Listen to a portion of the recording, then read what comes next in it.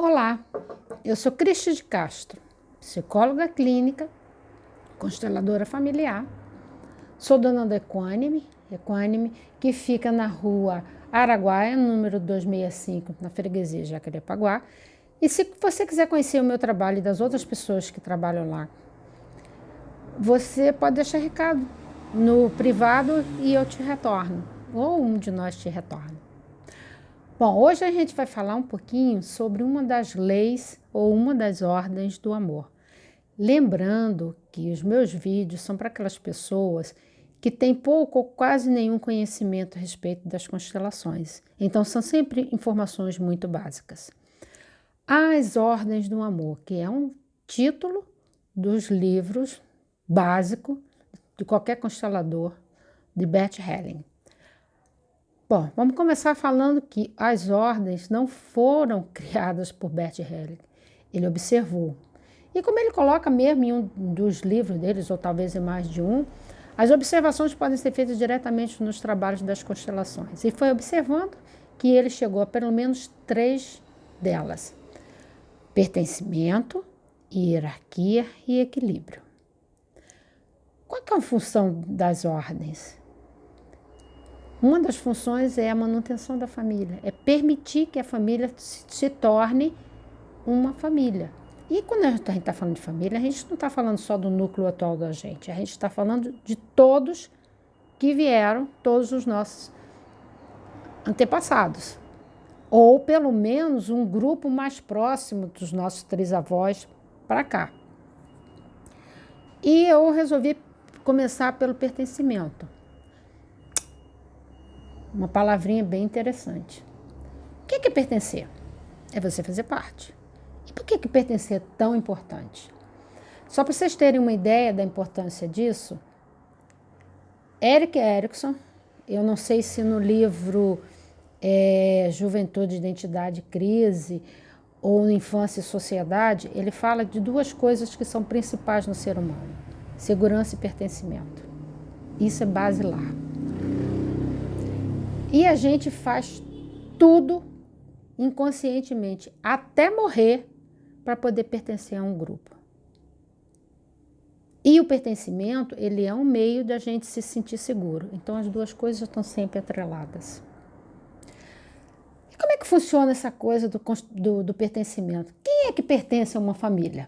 Bom, claro que todo mundo que nasceu nela. Mas você sabe quem mais pertence a uma família?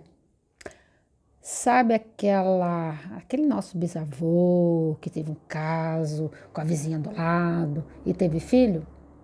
Pois é. Ela e os filhos fazem parte da família. Aquele horroroso que entrou numa família e matou alguém faz parte da família. Aquela pessoa, que alguém lá atrás da nossa família roubou, faz parte da família. Os bebês que não nasceram, as namoradas, os namorados importantes na vida de alguém, todos esses pertencem.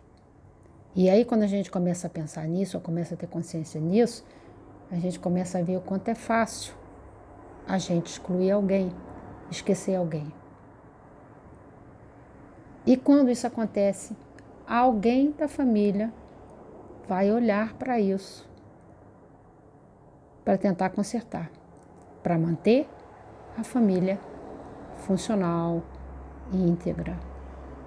E principalmente permitir que o amor flua entre as pessoas. Aí deixa eu contar vou representar aqui um pedacinho de uma constelação que eu fiz há um tempo atrás, para vocês terem ideia do como é que é isso. Rosa nos procurou, junto com o marido Flávio, porque eles tinham um filho, não tem, né?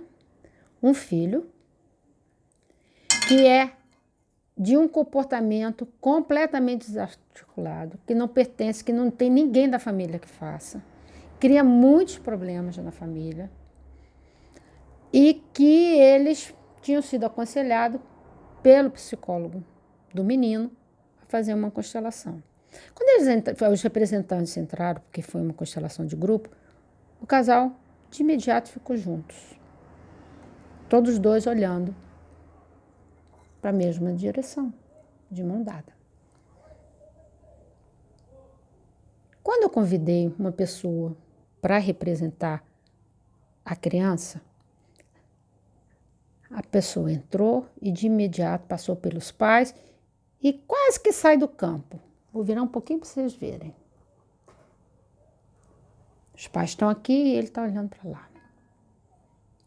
Pergunta de constelador. Para quem essa criança está olhando? Pergunta básica, investigar a vida do casal. Aí perguntei se alguém tinha tido um relacionamento anterior que tinha sido muito sério, muito básico. O pai disse que sim. Ele era noivo de uma mulher e foi por causa da Rosa, atual esposa, que ele rompeu esse noivado, que tinha sido uma situação muito difícil, com muitos problemas, inclusive envolvendo as famílias que ficaram bastante magoadas com o que aconteceu. Eu então convidei uma pessoa para ser a ex-noiva. Quando ela entrou, né? Vou botar aqui só para que fique próximo. O representante da criança de imediato veio e ficou aqui, olhando.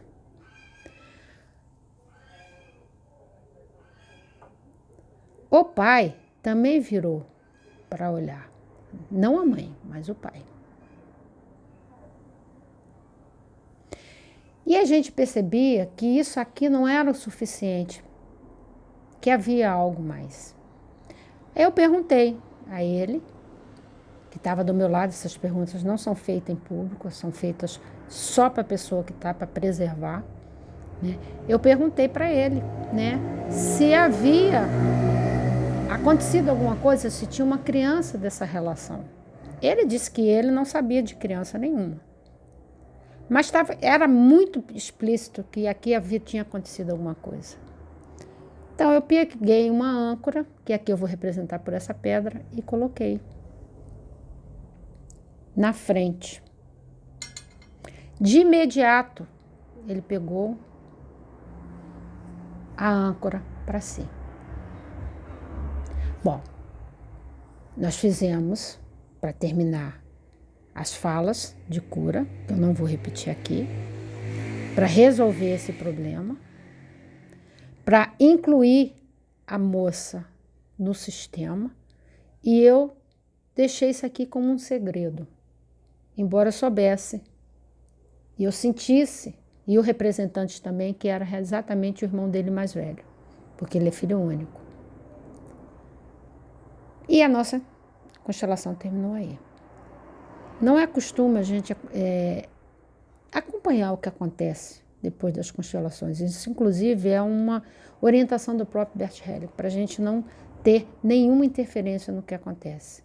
Mas tempo depois ele me ligou e disse que realmente entrou em contato com a pessoa e ficou sabendo que na época do rompimento ela estava grávida e que ela tinha decidido por fazer um aborto, uma vez que a situação não ia para frente. E não sei mais o que foi que eles resolveram, porque provavelmente tinha mais coisas para resolver com relação a isso. E a minha função enquanto constelador estava terminada.